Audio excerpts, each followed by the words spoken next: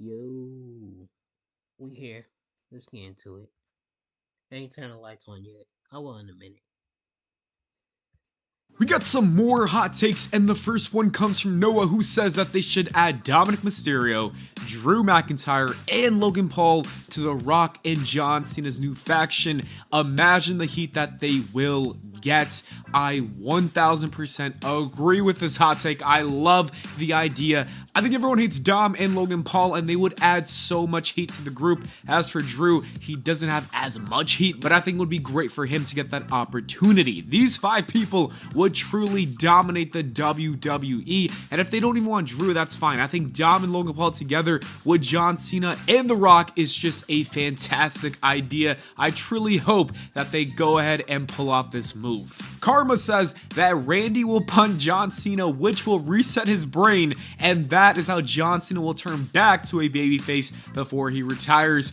To be completely honest with you, I kind of love this idea as well. It would be so funny, and it makes a lot of sense because a lot of people want to see Randy as Cena's last opponent, and then having Randy punt him one more time will just be so... This is funny. I love this idea. I don't think it'll happen because it's too goofy, but it is indeed funny. 10K Star says that Cody Rhodes should have been the one who turned heel instead of John Cena. This is what I predicted, and there was a report that came out. I can't remember from who, but somebody reported that Cody was supposed to be the one who turned heel, and from what I gathered in the storyline over the last 6 months, I thought that was the plan the entire time, but it turns out it wasn't. Whether that was Cody changing his mind at the last second or whatever, who knows. I think John Cena turning heel was a great option because it was truly one of the most shocking moments that a lot of people did not see coming.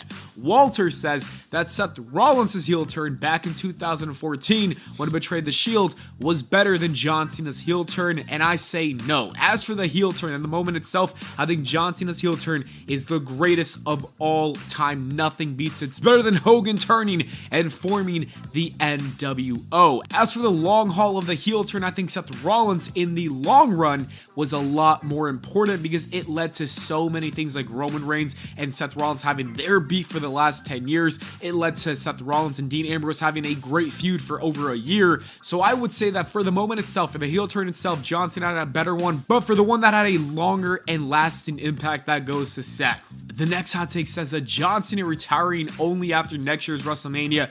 Ain't no way he's gonna show up twice in 3 months and still leave us immediately after the turn of the year, especially after his heel character takes off. I kind of agree with this hot take. I think that John Cena will not just retire at a random pay-per-view in December of 2025. I think he's gonna wrestle until WrestleMania 42, and that will be his last match ever. I don't know who it's gonna be with, but I do think he's gonna hang up the boots after WrestleMania 42. Divine 1196 says that Roman Reigns is still a villain in my eyes. He comes back, he doesn't apologize for anything he's done, and gets everything back. I don't know why people cheer him. This makes a lot of sense. Roman really does need to apologize to all the people that he's done wrong because he did a lot of bad things in the past. Maybe this is why people aren't getting totally behind his OTC babyface run. I think he's got to apologize and get some sympathy, and you know, people might connect with his character more if he does apologize for all the wrong that he's done. I don't think it's happening, but I can see why you're saying he's still a heel in your eyes. Nuzzles and Wuzzle says that Seth versus Roman as a singles match is more important than Punk versus Seth versus Roman, and that is coming from a CM Punk fan.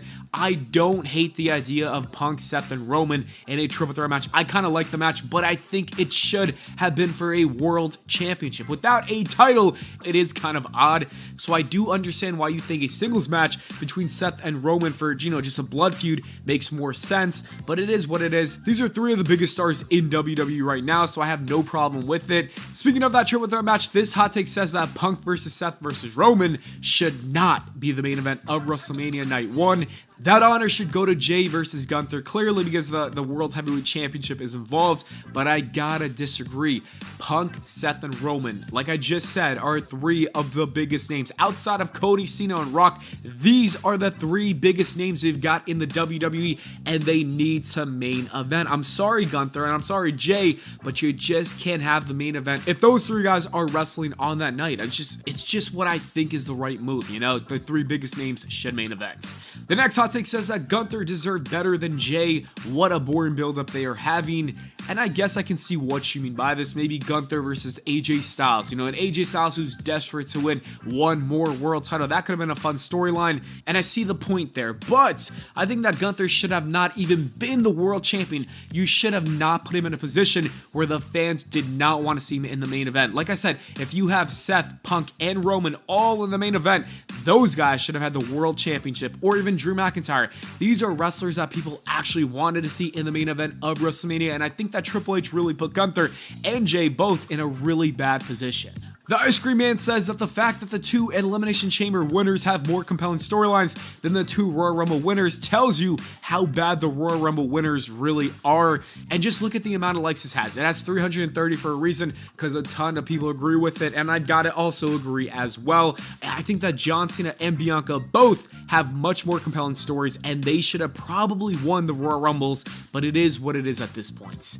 Dark Lightning says that Gunther is better as a mid-carder than a main eventer. That's quite sad if you think about it. There's not a lot of people that you could say this about, but right now it seems that way, but I don't think that's the case. I think it's just the bad booking he's had as a main eventer. I don't think that means he's a bad main eventer. I think that means that Triple H has done a bad job with booking this run. So hopefully things do change. I don't think it will. Gunther will have another world championship run in the future, and I think it will be better because he probably will wrestle more. Because right now, for some reason, he's barely wrestling as the world champion on shows like Raw and SmackDown. Him wrestling more on those shows probably made his IC run better. The next hot take says that Drew McIntyre deserves the main event at WrestleMania. I can see why you would say this, because Drew McIntyre had a great 2024. He put on the best feud with CM Punk, but unfortunately he is not getting in the main event, and it makes a lot of sense because you have John Cena and Cody Rhodes. John Cena just turned heel. Then you got Roman, Punk, and Seth, and those three guys are huge. Maybe even Gunther and Jay. I don't know who's getting in that main event, so it is tough to squeeze in Drew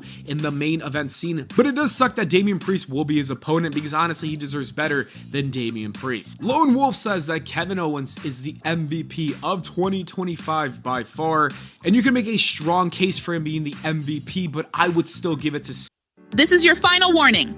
The Gov owes you $5,800, but if you don't claim it, it's gone forever. CM Punk. I think Punk has done some great things in 2025, having some fantastic matches with Seth Rollins on Raw, whether that's a steel cage or the singles match, and he's just been cutting some of the best promos. I'm also a CM Punk fan, so Kevin Owens is up there, but for me, it's Punk. Dollar Bill says that Randy and Kevin Owens need a stipulation. It should not just be a singles normal one-on-one match. I kind of disagree. I think it should be a singles match. I think they will have a great match. Sometimes when you have stipulation matches, it just gets a little boring because you know they're getting to their spots. I'd rather see a slugfest between Randy and Kevin Owens just fighting in that ring, not trying to use any weapons, not getting out of the ring, just going full out crazy on each other. That is the kind of match I want to see. Lola says that I think WWE is better now than the Attitude Era, and I've seen some people say this opinion. I can't agree with it, just because I think the Attitude Era had some of the best moments in all of wrestling history. You had some of the biggest stars of all time: Stone Cold, The Undertaker, Bret Hart, Shawn Michaels, Kane, Triple H. All these guys were in the prime of their careers, and while WWE is great now and a lot better than the 2010s, I just don't think it compares to the Attitude Era. But it is good to see that WWE has been a very healthy company, and a lot of people are getting back into watching it.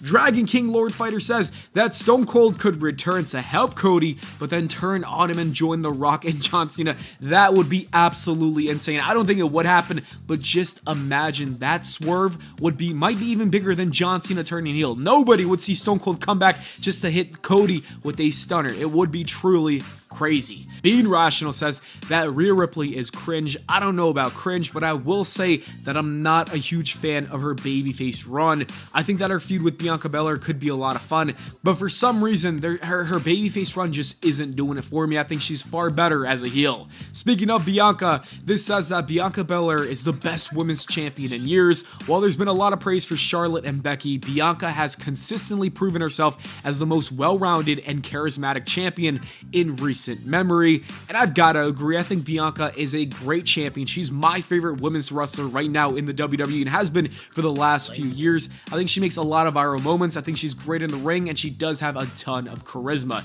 She is a superstar. This hot take says that I would like to see older talents like AJ Styles, Randy Orton, John Cena, and Punk to have a world championship run once again. I do think that John Cena and Punk are due for a world title run this year. As for Randy Orton, I don't think it's going to happen this year, but I could see it in 2 or 3 years. And AJ Styles, I'm sorry, but I don't think he's going to have one more world championship run. It sucks, but I don't really think he needs it because he had some great runs back in 2016 and 2018. The next hot take says that 2015 Seth Rollins was the best Seth Rollins, and I've got to agree. That is my favorite Rollins. I don't think that he comes close to that because Seth Rollins back then was just such an asshole you could hate. It was so much fun with him walking around with his, J&J security and just being so annoying with that laugh. The One says that WWE SVR 2006 is better than SVR 2007. I've got to disagree just because I did not have SVR 2006, so I can't really tell you if it was good or not. But when SVR 2007 came out on the Xbox, I had a blast playing that. It is my favorite SmackDown vs. Raw of all time. It's my second favorite wrestling game behind Day of Reckoning. Frog says that Damian Priest is better in the ring than The Undertaker. You've gotta chill. Like, come on. Undertaker was absolutely amazing. He was a dog in that ring. And while Damian Priest is great, I'm not saying he's bad. He's a really good in-ring competitor. He does not come close to the Dead Man. He just doesn't. iShow Prime says that... Alright, we're getting out of here. I'm gonna try to do 2 more videos if I can.